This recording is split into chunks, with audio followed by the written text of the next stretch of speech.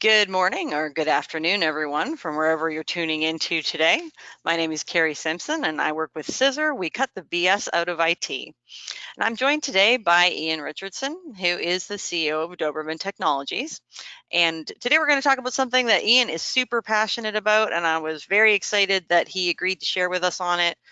We're talking about business planning and strategy for small businesses. So this isn't necessarily going to be 100% IT related content today, but it is going to be really helpful for those of you who may be experiencing some business disruption due to COVID-19, and you're thinking how you might want to strategize the next quarter, year, or 5 years of your business.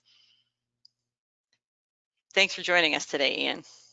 Hey, Carrie, good to be here. Glad to be talking about this topic, especially coming either out of or into the pandemic, depending on who you talk to. All right, so a little bit of housekeeping for everyone. Here's our agenda for today. Ian provided me with 10 different topics that he wanted to talk about. So we're going to talk about having a clear vision, core value alignment, culture. He's got 4 helpful lists to share with you. He wants to talk about the development of new products and services, cadence, problem solving, what's important now, being the cheerleader, and key performance indicators. We're going to have about 10 to 15 minutes left at the end of the session for Q&A, depending on how long we go on each topic. So I would ask you that if you had questions, keep them until the end of the content presentation, please. Pop them into the question box on the right-hand side of the screen, and I will answer, or Ian will answer, as many questions as we have time to get around to at the end. The recording will be available on demand afterwards, so if you have to leave in the middle and you still want to know everything else Ian wants to share with us, don't worry about it. You're going to get a copy of it emailed to you afterwards if you're in attendance today. And if you're watching on demand later in the day, welcome. We're glad you're here, and Ian's contact information is available at the end of the webinar. So as I said, I am Carrie Simpson, and I work with CSIR. Ian Richardson is the CEO of Doberman. Ian, tell us a little bit about how you got started with your business, please, and share with us a little bit about Doberman. Thanks, Carrie. Yeah, I founded Doberman about 15 years ago, and the entrepreneurial journey there, I think, is a relatively typical one. I started Doberman while I was working with the college I was employed at. I worked at the school during the day and then took classes at night, and got a couple of free credit hours, and that's how I was able to put myself through school. And through some mentorship of early employers, I formed an LLC and kind of started doing some technical support for people on nights and weekends. And I got a piece of advice early on from a gentleman, Mike Johnson. And Mike told me to keep your business live no matter what, because it only takes one client before you can become your own boss and never have to work for someone else again. And that advice really held true. Fast forward to today, and Doberman is my full-time employment. It's my full-time passion. I haven't had a boss in 10 years, and I'm enjoying every second of it. Thank you for that. I think a lot of entrepreneurs' stories are the same. No, we start with an idea and then one client, and then either because of or in spite of our actions, we get to grow a little bit, and then we all get stuck in the now what part. Yeah, I would say that you all absolutely have to dip into both buckets there. It's because of and in spite of ourselves that businesses succeed. And I think that when I started my business, if I had taken any sort of business courses, or if I, knew the things that I knew now 7 years later when I started the business, I wouldn't have taken the risks that I did at the beginning, but I also wouldn't have grown the way that I did at the beginning. So there's something to be said with knowing nothing and seizing new opportunities. Ignorance truly can be bliss. But we're going to talk about planning today. So some of you may not know, I recently exited from my business, and now I am planning my second one. So I'm taking a more strategic approach to how I'm going to build my next company, as opposed to just saying, Yeah, okay, that sounds good. We'll charge this much, and here's what we do now. So I'm excited to hear the content today, and I hope everyone else on the call is as well. So today we're talking about strategy. And one of the things I've heard Ian say over and over again through the time that I've known him is if you plan the work and work the plan will work. So the first thing we're talking about today is vision. Do you have a clear vision for your business? Yeah, absolutely. And so one of the biggest things that I found through both managing the strategy internally at Doberman, as well as working with our clients and being part of that strategy discussion, is the need for a clearly defined vision. The whole goal of vision is to get the whole company, from the frontline receptionist to revenue producers to administrative support and your executive team, rowing in the same direction. Anyone who's ever raced sailboats know that you drop a hook into the water and let the water drag it back and pull off a piece of kelp or a piece of detritus off the side of a boat. You never put the stick in and try to yank it off, because the drag from the stick is more than the drag from the item hanging onto the hull of the boat. Same thing with business. If you have someone struggling against the direction, either inadvertently or on purpose, it's going to drag the whole ship down and everyone will notice. So vision is your ability to get everyone going in the same direction. People in general, especially in younger generations, want to come to work for more than a paycheck. They want to know, what's the purpose? What's the point of it all? Everyone's searching for something, and everybody, no matter how big or small or how impactful on the direction of the company their job is, wants to know that they're making a difference. Vision is that inspirational statement, that inspirational set of principles that gets everyone involved and gives that passion for a job, from the janitor all the way to the executive suite. When you think about vision, it's also about capturing the impact that the corporation and organization wants to have on the community and the world as a whole. Are you there to help people achieve their goals through your team? Are you there to make it so that every child has a future of their own choosing? Are you there to eliminate violence in households? What's the purpose of the organization? Are you there to make people healthier or to build homes and enable dreams, right? Everyone has that purpose for their organization. Everybody got into business for more than just to make money. It was to make money, and what's the and? Bring that to the top. Everybody needs to have profit in a business, but everybody also needs to have that driving purpose. So making sure that you've got that clear statement of impact is a key piece, and that also ties into legacy.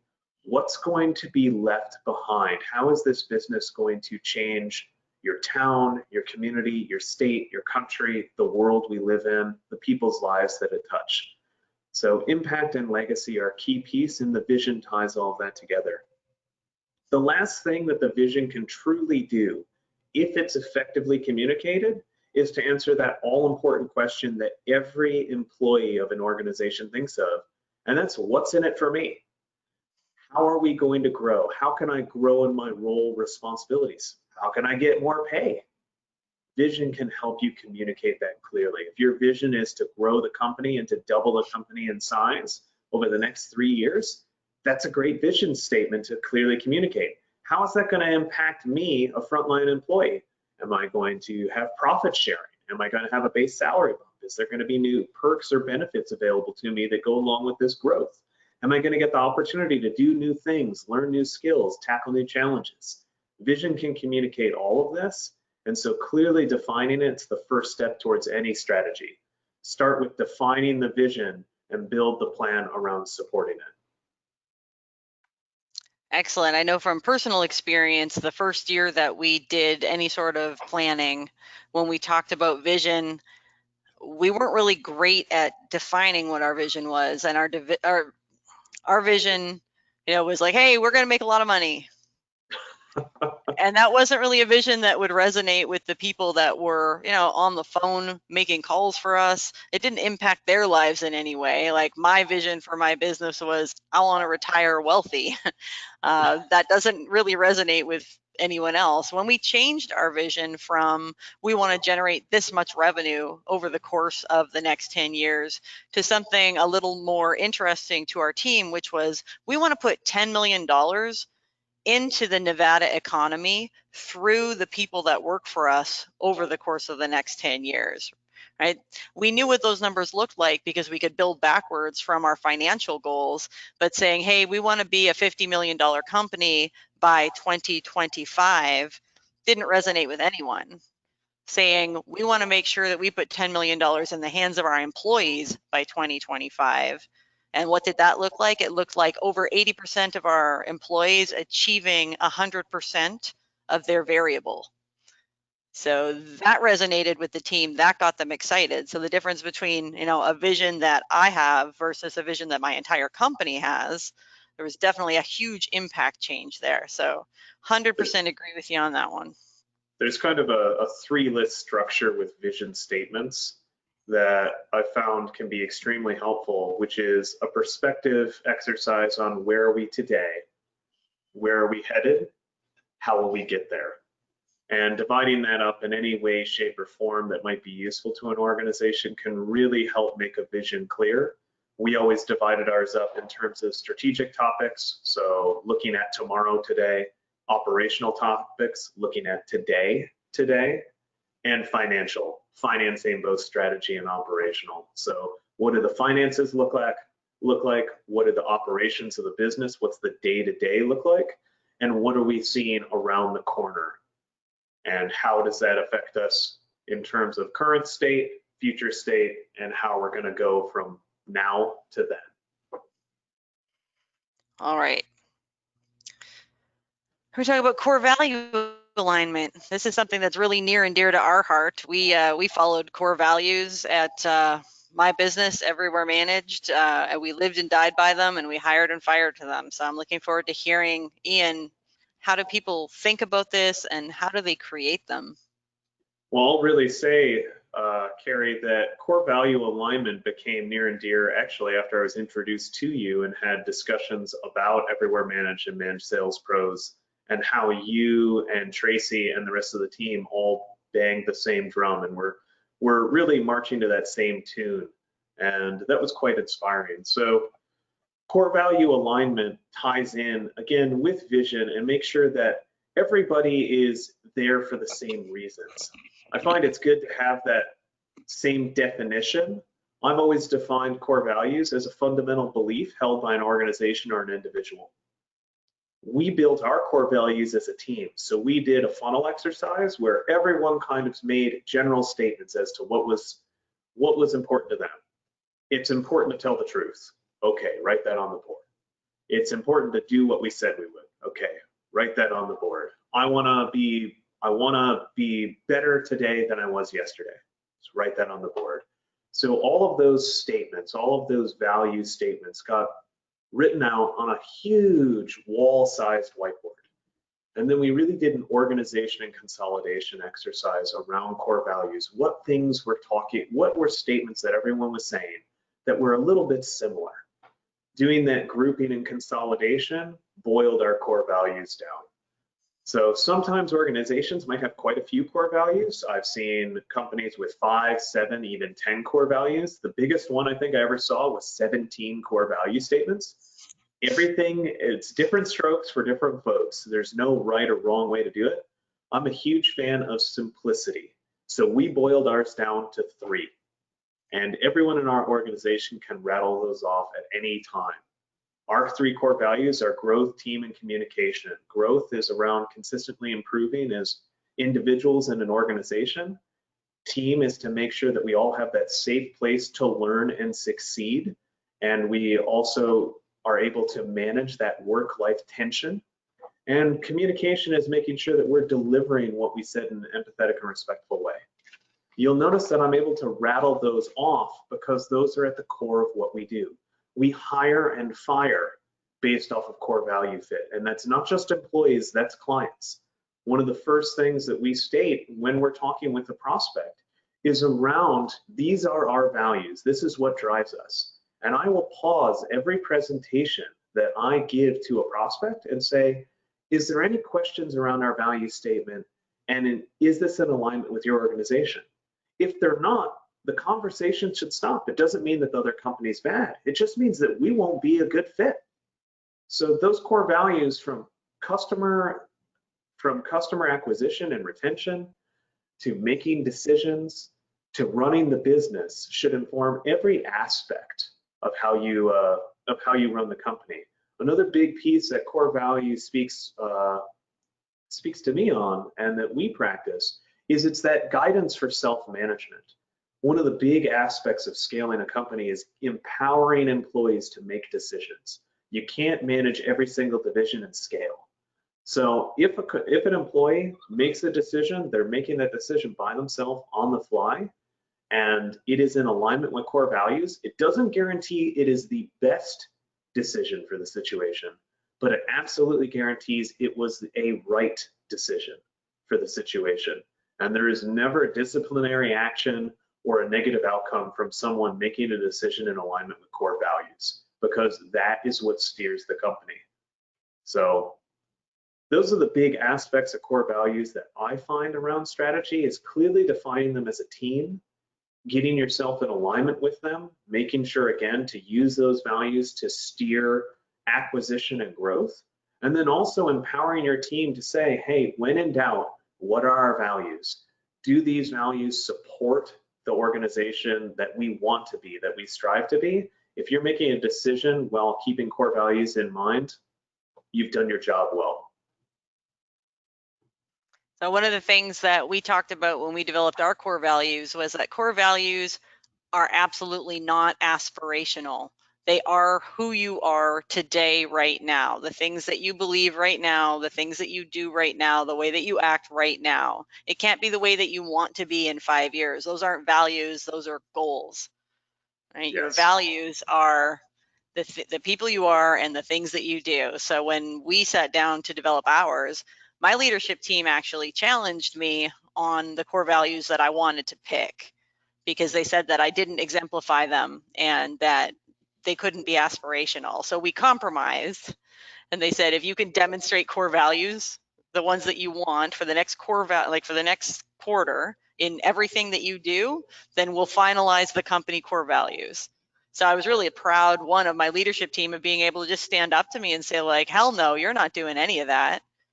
You know, like, this can't be a do as I say, not as I do sort of engagement. Everybody has to be in alignment. And when our core values were finally finalized, everybody got in line with them, to the point where I would have team members coming up to me and saying during job interviews, like, that person isn't in alignment with Find the Joy. She won't be a good fit here. We shouldn't hire her. Right? Like, it was phenomenal to see everybody just get on board. And from then on in, anybody that walked in the door was measured against those values. And sometimes they just get up in the middle of a job interview and walk out. Like, it was perfect. Like, we never got an employee in the door that thought, like, this is stupid. They were like, yeah, no, I'm excited to be here. I want to be part of this company. So I'm a big fan of core value alignment. And I hope it's giving the people watching today a thought around what your own core values are. And if you haven't decided, what you want to be as a company, I encourage you to let your team participate in development of core values.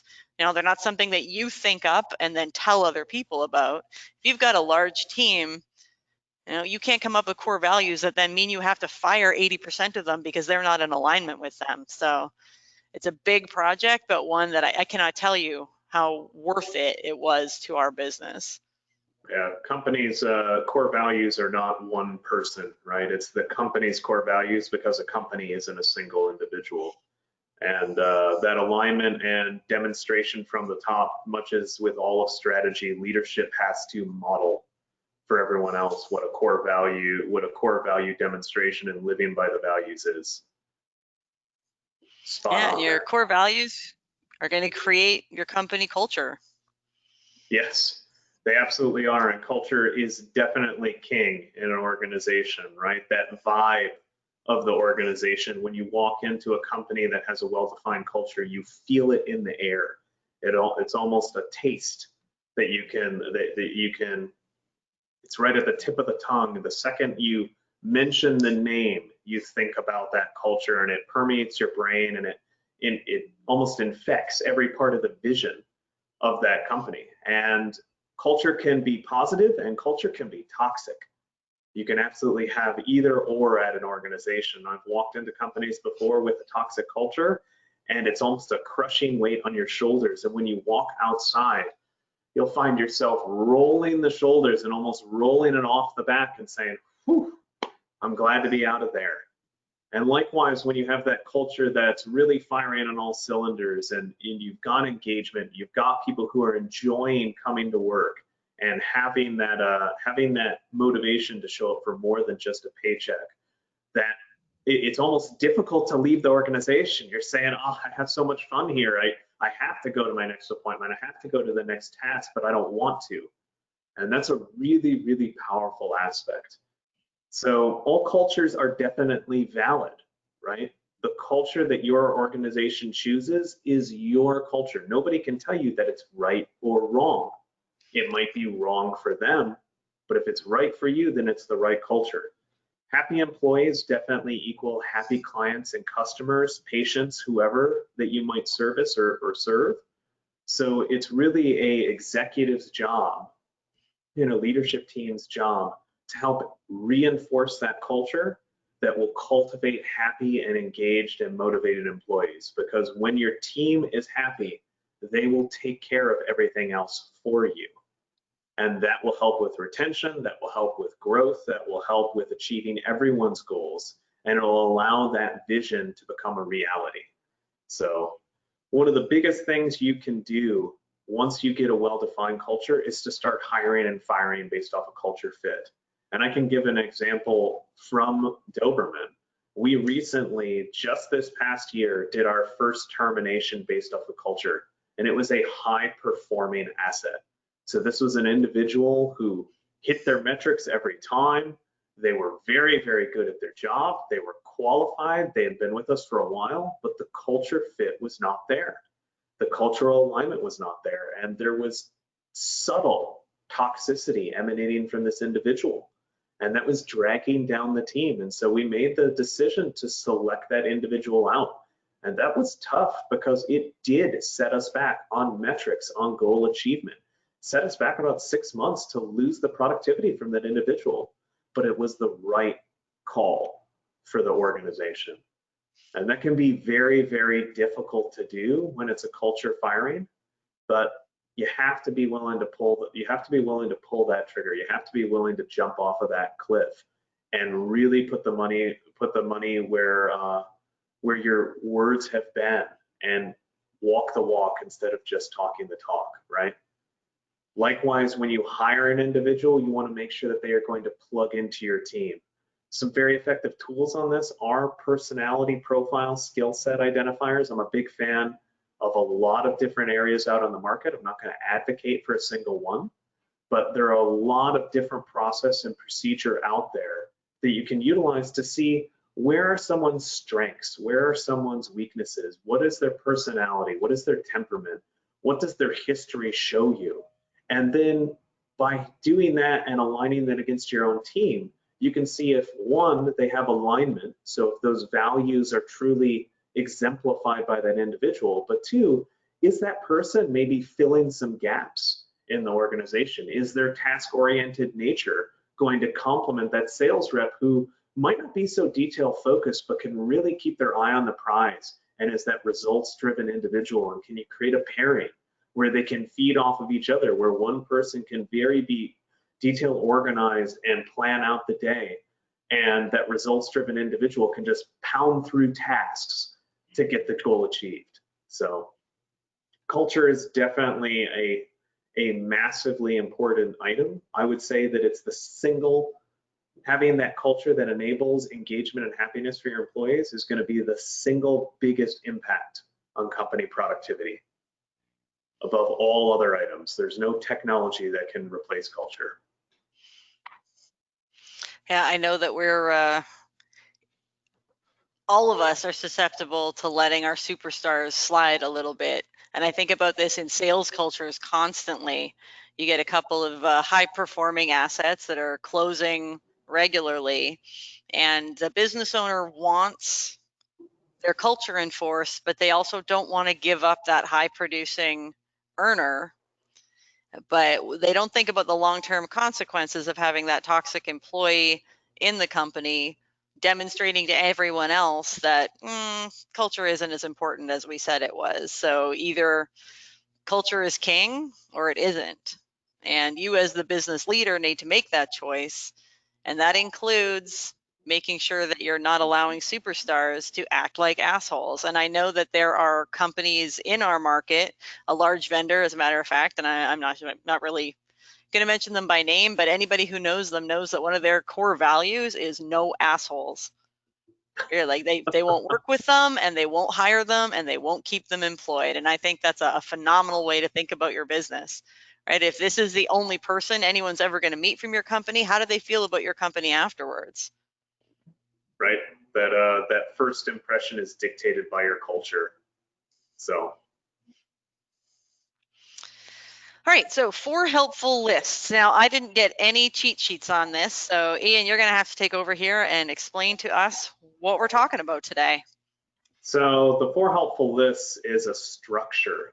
It is an organizational tool that I love using in any and all strategy items. And I'm not advocating for a particular item here, but I do like to give credit where credit is due. This comes from the Patterson Center, from their StratOps program. So it's not a unique item that I have made. It's definitely something that I use that Tom Patterson over at the Patterson Center from Colorado developed. So the concept here, which can scale to as big or small of a focus as you want, is organization. So if we take a topic, let's say new sales leads. Well, what's right about what's going on with our company when it comes to getting new leads in? What's wrong? What do we need to fix about our company when it comes to getting new sales leads in? What's missing from the process? What's missing about new sales leads? What's confusing to us about new sales leads? So what's right, wrong, missing, and confused? And you might have something that is wrong and it's also confusing. You might have something that's confusing and missing and wrong. And you might have something that's right and wrong also, right?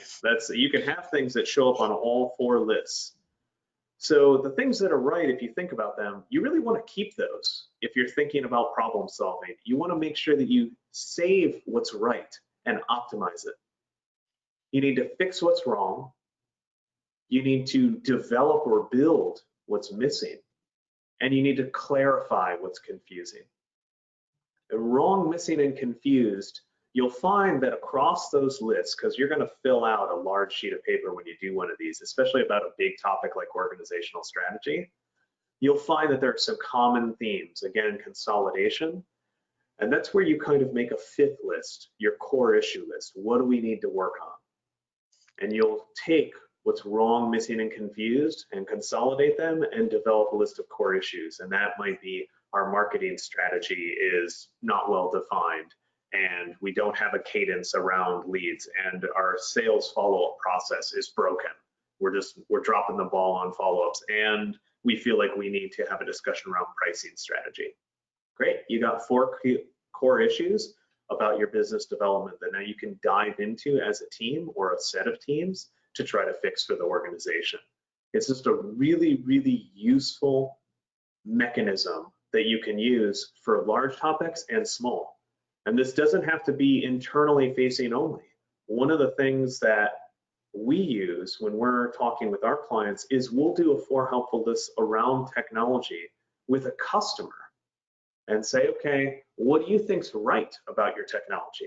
What's wrong about your technology? What's missing and confusing about it? And come up with those core issues. And that steers our own internal research and development. If we have 20 people who all say, hey, we have a collaboration problem, we're having trouble communicating, you can bet your last dollar that within 1 quarter, we're going to come out with some sort of service, product, or strategy around communication because there is market demand there. So you can use this to better service your clients, to steer your research and development, and to help give your clients clarity into what's going on in their business, in their organization, in their lives. So huge fan of the 4 helpful lists, a great strategy tool. So what's right, what's wrong, what's missing, and what's confusing? I'm Correct. definitely stealing that, and I want to apply it to our weekly strategy meetings with our clients. Right? It's a really concise way to organize what they love about working with us, what could be improved, what we maybe haven't communicated clearly enough, and what we might need to add to make our products and services better. So Yep. thanks. So yeah, I think you're doing a swipe there, Carrie. That's a steal with intentionality and pride every day. The Crow method. The Crow method of management. Yes. All right, so let's talk about how this pertains to developing new products and services. So new product development is one of those areas that's a very, very interesting topic. Every time I talk with a different business, there's a different way that people handle this. So again, being a very big fan of Tom Patterson and the Patterson Center, they have a construct that they call the Fountain of Youth that we like to use for new product and service development. But there's a large methodology. So with the Fountain of Youth, it's really around 4 stages. So if you think about, I'm coming up with a new thing, I've got a widget that we're going to do. The first aspect is really looking at the market and saying what's going on. So if we do 4 helpful lists with every client every year, if we're finding a trend in core issues, we now are sensing that, hey, there's something going on in collaboration and communication. People are having trouble communicating effectively. This is something that we might be able to help solve. So first, identify what the problem is. What's the need? Where is it at? Go back to your team, being technologists, that's me going back to engineers and saying, guys, people are saying that that they're having issues with communication. What can we potentially do here? And making that long list of actions, trying to figure out what types of communication are they having and what is it that you might be able to put in place. So sense the problem, sense the opportunity, sense the solution. The next part is really to kind of seize on that opportunity. Find a test case. Put this into practice internally. Build out some new programs for your clients. Maybe choose 2 or 3 really good clients that are okay with a rough delivered solution, saying, hey, we think we've got this idea. A lot of people are struggling with this. You are too. Can we work together to try to build something? Put it in place at one. Document what worked, what didn't work, and go back to the drawing board, modify your process. Put it in at the second one, go back, modify the process. The third piece is really to build that operation, right? Once you've got 2 or 3 of these under your belt, start doing that standardized cookie cutter deployment, right? And get that cookie cutter optimized to where you're delivering it at 90+% of a win every time. You still might not have it perfected. You might not be at that 95% plus, but you're able to reliably deliver a core set, a core value proposition each and every time. After that, you are reaping the rewards of what you have built, right? That's when it turns from something that you are building into something that's money making. So you're just, every time someone says we got a collaboration problem, you can answer what their issues are before they state them. Are you having problems keeping in touch with your team? Yes, I am. Are you having problems scheduling tasks and making sure people are held accountable for doing what they said they would do when they said they would do it? We have that issue all the time. Let me tell you about this, right? You're already answering the questions before someone is able to articulate them. They just say, hey, we think we might have a communication problem. Well, a lot of the times we hear A, B, C, and D. Do those apply to you? All 4 of those apply. That's really in alignment with this. Let me tell you about it. So that's the cycle that we follow for new product and service development, is really by using those 4 helpful lists and other items to query our clients, to look at the market as a whole. We try to identify those 3 to 5 things that we might want to focus on for a year. develop up a solution set around them, implement some test case studies, optimize and start doing it in a cookie cutter fashion, and then reap the rewards.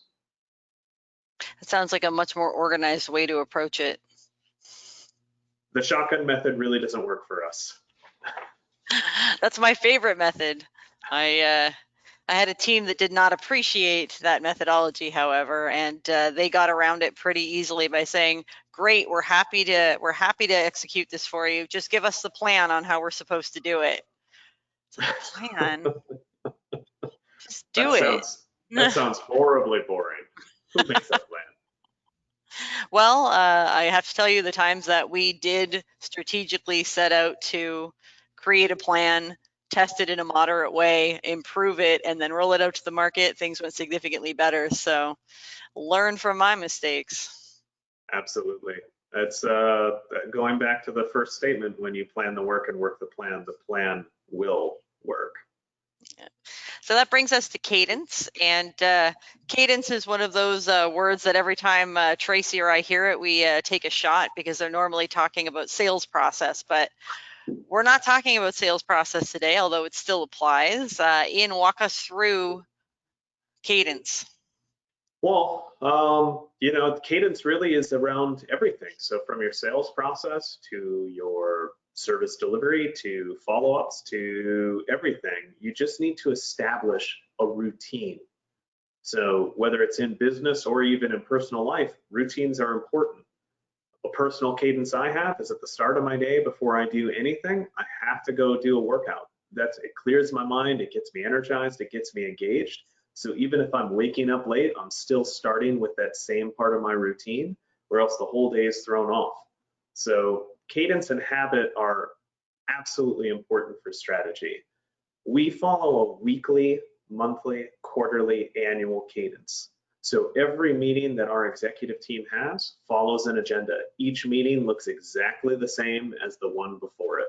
So all of our weekly meetings look the same, all of our monthly meetings look the same, all of our quarterly meetings look the same, and our annual meeting looks the same. Likewise, meetings with our clients occur on a cadence, and those meetings are the same every time, whether it's a monthly touch base call or a quarterly plan review or a semi-annual survey or an annual strategy planning session. It's going to follow an agenda top to bottom. And the important thing about the cadence is sticking to it. If you don't actually do the meetings, you'll never accomplish the goal. If you're not reviewing the metrics, if you're not handling issues, if you're not having communication, you're not going to be able to grow the business. You're not going to be able to achieve the goals. Some of the big aspects that we found by setting those cadence meetings is goal achievement and goal setting. Sitting down routinely and looking at those quarterly goals, and are we on track to achieve them? Making sure that there's accountability. Carrie and I are sitting down and talking about that, and I said I would do something. Carrie being able to say, Ian, you said you were going to do this. Are you on track? Are you off track, and do you have it? Or are you off track, and do we need to discuss it? Do we need to have help? Having a team that can hold you accountable and have some way of measuring around that accountability is the only way that things will get done, because the fires of today always outweigh the important things of tomorrow in everyone's mind. Making sure that you're able to enhance communication through your team, through vulnerability and trust exercises. One of the big things we do is have a intentional methodology for sharing what's going on in our personal lives in a business meeting. And that's really kind of a foreign topic at least it was to me when it got brought up. But by being able to be vulnerable with things that impact us personally, we develop the trust and rapport as a team that allows us to say, you know what, I see you struggling here on this. Like, you said you would do this, you've been radiant as, hey, it's going okay, but I'm keeping my eye on it, I've got a plan, and you haven't made any forward progress for a month and a half. I don't think that your rating's accurate. I think that you've got wool over your eyes, and I think we should talk about it. That's a tough conversation to have with a peer. It's even a tougher conversation if it's a subordinate going to the CEO of an organization and saying, boss, you said you were going to do this. You haven't done it for 6 weeks. What's going on? It seems like you're struggling to get that deliverable done, right? Having a team that's willing to call out a business executive on their bullshit is a huge, huge benefit. And the only way you get there is by being vulnerable. And the CEO leads the vulnerability. So when I'm trying to push one of these exercises, I go first. I demonstrate and I try to dive as deep as I possibly can and give that vulnerability and make myself as exposed as I can, because it's showing that faith to my team by saying, these are things that are going on in my world, and this is information that could hurt me. That develops that communication and trust. Circling back around to a topic at hand, by doing that routinely, by having a cadence of vulnerability, we develop that effective communication. And by having effective communication, the team fires all in the same path. We're all rowing in the same direction, and the company executes far better than it would if we didn't. And if you're thinking about this in terms of it being more of a tree huggy, feel good approach to running your business, I got to tell you, from a productivity standpoint, when you start meeting with your team on a regular cadence, the constant barrage of back and forth emails and questions stops. So your entire team becomes more productive because they know they're going to have this opportunity weekly, monthly, quarterly to bring these things up and get them addressed, so they don't have to continue to hound you for information. The difference between the way that my calendar would go out of control before we implemented what we're a traction shop and you're a StratOps shop, but in traction they call it a level 10, and it's a 90-minute meeting, and if we don't deal with it at level 10, it gets carried over for a week to the next level 10. We don't bring it into the week with us. We don't talk about it again. We make our choices, we abide by them, and if we don't get to it, it gets discussed again at the next one. And that eliminated, I want to say, at least 2 hours a day of impromptu, hey, what's going on with this meetings? They're structured, they start on time and they end on time, and it will change your company, and it'll definitely change how you manage your day. So you don't have to think about it as a kumbaya, how do we all feel today exercise. You've already kind of established what your corporate culture is and what your vision for your company is. So you started laying the foundation early on with your employees about who you wanted to be and who you need them to be. And this just reinforces everything that you've built previously. So I find the way that you structured your topics today really interesting, Ian, because you can't really have one without the other, right? You're not going to be able to create cadence without your vision. And you can't create your vision without your culture. Yep. And your culture is going to be informed by your core values. The order of this list may have been intentional. All right, well, that brings us to the next one then. Let's talk about problem solving. So if you're using structured constructs in a cadence, it becomes way easier to solve problems. So problem solving, again, circling back around, if you're having those weekly meetings, and Carrie, you already kind of stole the thunder on this one, the part of those weekly meetings is really giving a avenue, giving a mechanism for effective collaborative problem solving. So in your weekly level 10, in that weekly addressable meeting, you will have those miscellaneous and urgent topics of the day that require a collective brain trust to solve. And you break apart the problem into, here are the various subsets. You're going to take care of this. You're going to take care of this. We solved this in the room. You're going to take care of this. And it's all due next week. And with that, you can have that rapid, nimble adjustment for things that might bubble up, right? And so problem solving, you get that multiple brain on a problem, you have multiple perspectives, multiple personalities, and the sum quality and total of the product delivered is going to be far better than any executive could build on their own. It also gives that opportunity for leadership development, and this comes back around to scale. So a business's biggest bottleneck is the chief executive or the founder. You cannot scale yourself. There is only so many hours in a day. There's only so much productivity an executive can give. And there's only so much runway before an executive starts to burn out on operations.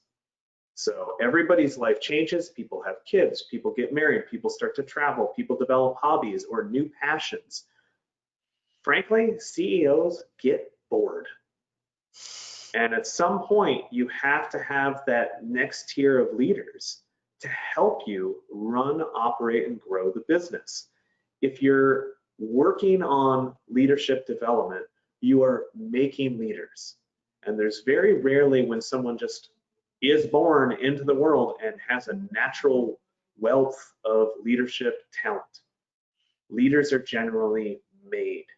So finding that inner potential and working with people to develop their critical thinking skills, get them outside of their job-defined box so that they're looking around the corner and they're asking questions and getting input to come to the solution on their own instead of saying, you know what, you need to do A, B, C, and D. Having that conversation around, well, what do you think the first step is? Why do you think that's the first step? Okay, after that, then what? Then what? Then what? One of my favorite questions to ask all of my team is after they lay out a plan, I'll say, what's next? What's next in your plan? And getting them to think, oh, well, I got from point A to B, but I didn't think about C, D, E, and F. So getting them to map that plan out and getting them to make mistakes in a safe way and learn from them develops the leaders. And it also lets them grow into that role. And so in general, problem solving is one of those things that comes alongside with delegation. And as you delegate that task, that person is starting more at 70 or 80% of the executive's capacity. But through a structured mechanism of leadership development and problem solving, they rapidly grow to 120%. They're doing it better than you ever could have hoped to. Now, there are tools, things that you can do to assist. So let's assume for a minute that I'm not a great leader. I'm sure it's hard for you to picture. But I mean, obviously I haven't been running a business for very long, and I had leaders that I wanted to develop that were coming up behind me. And one of the things that I was able to do for those leaders is identify mentors external from my organization where I could help them learn some of the things that it doesn't necessarily benefit me to teach my my team members, right? Does it benefit me to teach my team members how to ask for a raise when they deserve one? No, it doesn't benefit me or my company, right? But it definitely benefits them and their professional development and what kind of leader I would like them to be. So instead of me giving them all the things that they should ask me that may not benefit me personally or my business personally, I was able to connect them with leaders in our industry that could support them in their growth and development. Are there other strategies that you could think of for people who are maybe just themselves trying to become better leaders and aren't necessarily equipped to guide people to a new plateau in their career? Absolutely. So that third-party mentorship is one of my favorites. A structured book club is another one. Really, when you look at in an organization and trying to make sure that you have a set topic of education for your leadership team, have everyone read the same book and have everyone develop their own takeaways with regards to their role. So not what's the key takeaways of the book. You'd be surprised at how often when someone reads a book and they're assigned the book report of what are the 3 main points of the book, everyone's looks the same. Instead, have them relate it to them. That's that tie in the concept as to how this impacts you. And your office manager is going to be different than your head of service delivery, is going to be different than your head of sales, is going to be different than your procurement manager. Each person's job is so radically different that that same topic impacts them in a different way. And when you get them thinking about that topic as it relates to them, it closes the loop on the education. They'll have to think about practical application. That's going to help enable problem solving. That's going to enable leadership development. So I want to give a shout out to an organization that I really respect, and to another entrepreneur that I really respect. When we were having some staffing challenges last year, somebody in my EO group recommended that I reach out to a gentleman named Arnie Malum, who ran a different kind of call center in the Nashville, Tennessee area. And he's moved on from that to an organization called betterbookclub.com. And that's one of his passion projects as well. So he grew his entire team through a book club that he developed, and then now he's made that available to all of us. So if the idea of starting a book club for your company is overwhelming to you, go on over and check out betterbookclub.com. I am in no way affiliated with this. I'm not compensated for mentioning his name in any way. I've just got mad respect and a whole lot of time for Arnie and his business. And I think that if it's something you want to pursue within yours, you should absolutely take a look at it. So moving on from there, what's important now?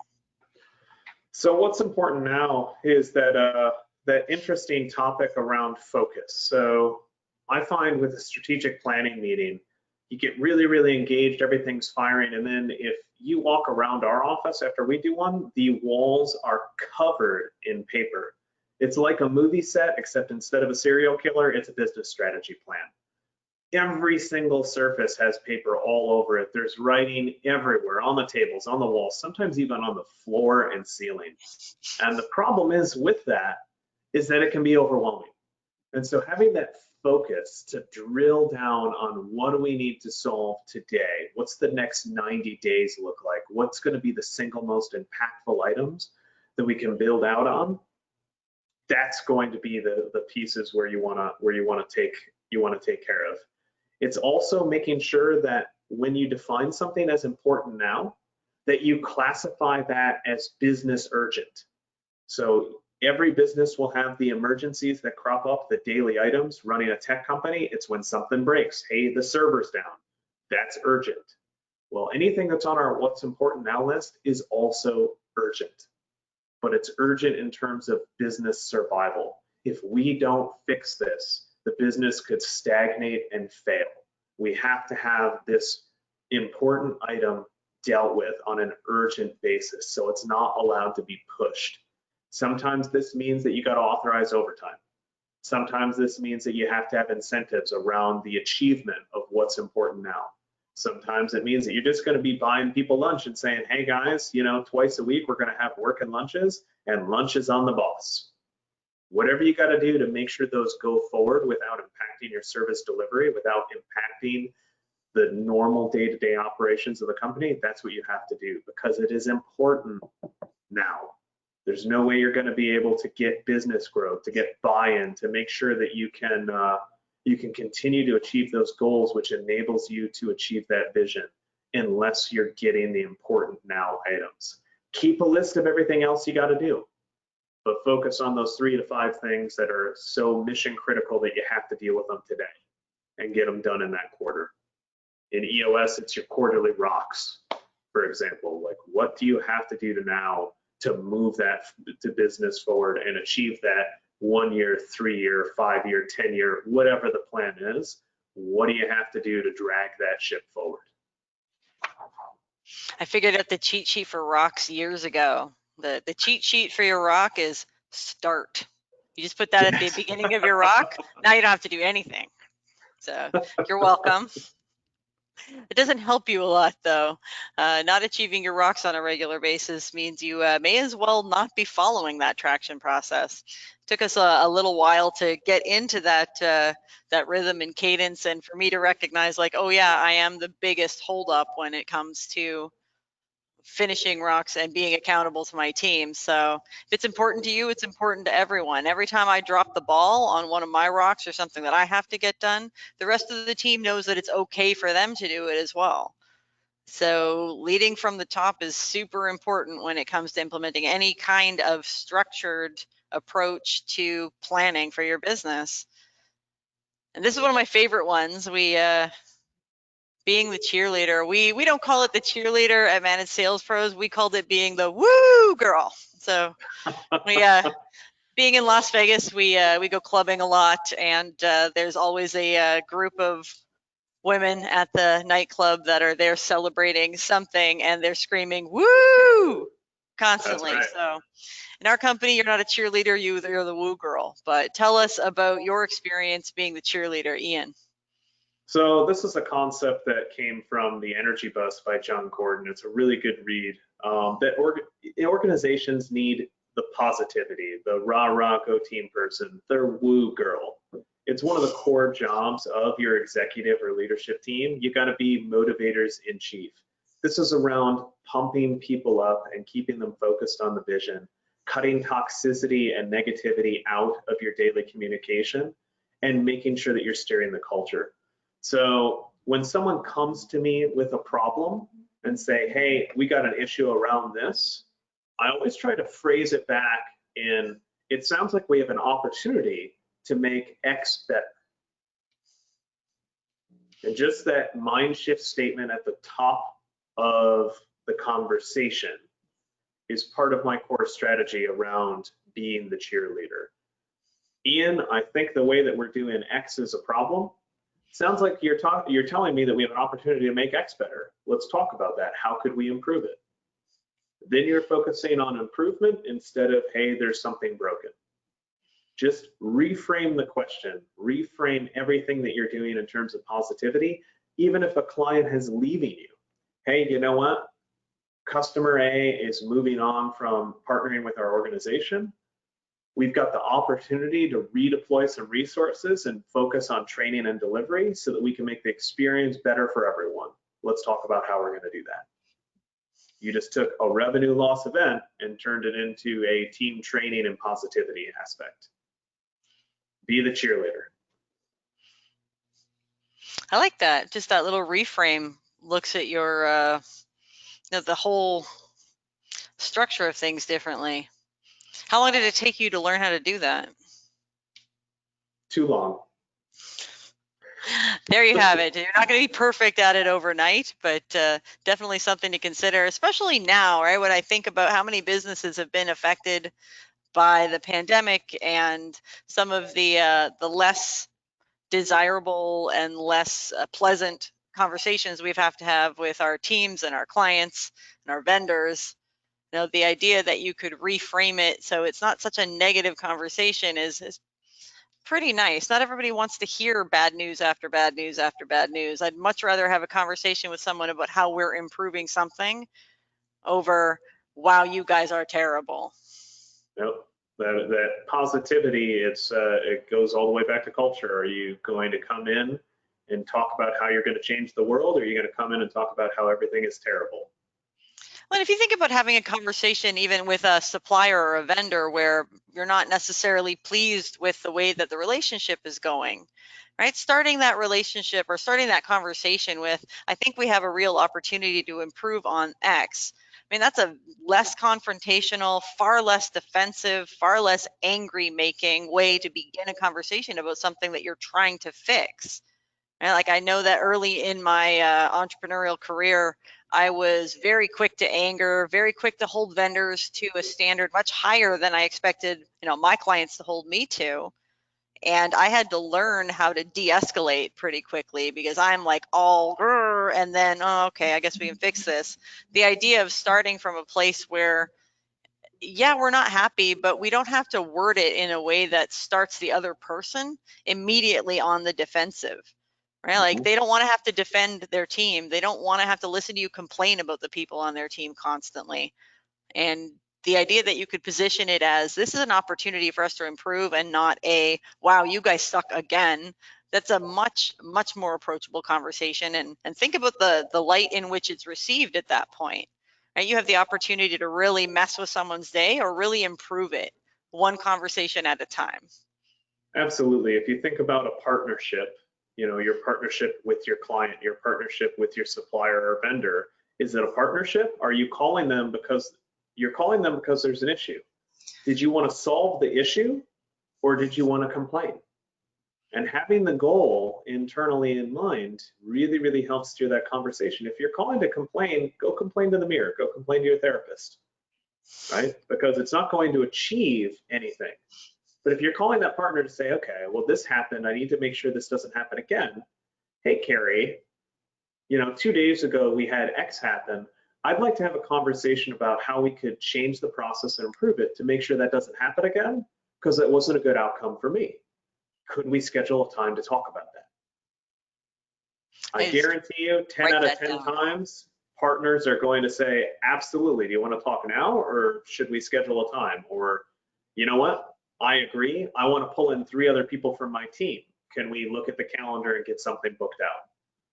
So think about whether you're trying to complain or problem solve. If you're trying to problem solve, coming from a position of negativity isn't going to be helpful. I want to complain and problem solve. Sounds like you need a therapist and your partner. All right, we are at the top of the hour, so I apologize. You guys, we're going to run a couple of minutes over, but I hope that you find the content compelling enough that you're going to stick around for the next 5 minutes while we talk about key performance indicators. The almighty KPI, what gets measured gets managed. This is really straightforward, and so it's good to have this at the top of the hour and good to have this as the last bullet item. Every area of a business needs to have an objective way to measure success and discover failure. So if you think about the entrepreneurial journey, all entrepreneurs, all organizations generally start with that key individual or key individuals, and those individuals are dragging a boat with a chain across the sand. That is a muscle and feel, grit and determination and gut instinct that drags the company forward.